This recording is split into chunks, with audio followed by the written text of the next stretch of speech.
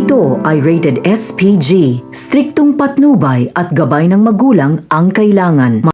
Isang mapagpalang araw, mga kapamilya. Galit na galit si Miguelito nang malaman niyang peke pala ang titulong ibinigay sa kanya ni David.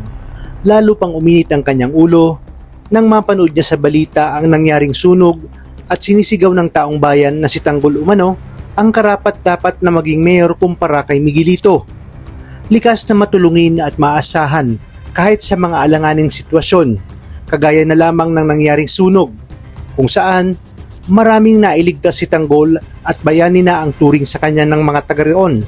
Halos mangyak-ngyak naman si David nang mapanood niya ang ginawang kabayanihan ni Tanggol, hindi dahil proud siya sa kanyang kapatid, kundi mas lalong tumindi ang kanyang galit at punong-puno ng inggit ang kanyang katawan, lalo na nang formal lang inanunsyo ni Tanggol na siya ay tatakbo bilang mayor ng lungsod, dahil taong bayan na nga mismo ang may gusto sa kanya.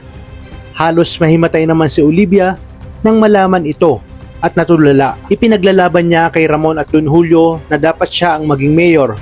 Iginiit naman ni Ramon na si Tanggol ang masusunod. Dagdag pa ni Don Julio na si chairman ang magiging vice mayor ni Tanggol at ang natitirang posisyon kay Olivia ay congresswoman. Sa kabilang banda, dahil sa matinding pagkainggit ni David, ay sinabi niya kay Vera na dapat siya umano ang nasa posisyon ni Tanggol ngayon. Kaya naman ni-real talk siya nito. At bakit nag-aambisyon umano si David?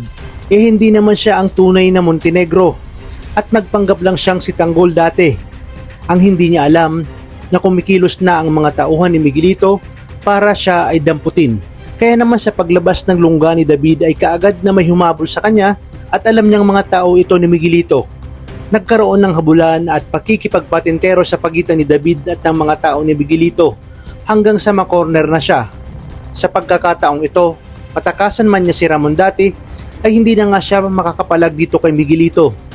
Muli siyang pinaamin kung bakit peke ang titulong ibinigay ni David at napag-alaman din ni Miguelito na kay Jesus Nazareno Montenegro pala nakapangalan ang lahat ng ari-arian ng mga kabalyero na siya ngang si Tanggol.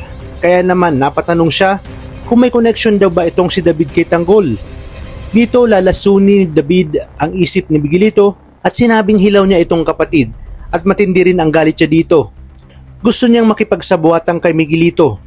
Nangako si David na gagawin niya ang lahat at sasabihin lahat ng impormasyon patungkol kay Tanggol upang hindi manalo sa eleksyon, basta't wag lang siyang tutuluyan ito.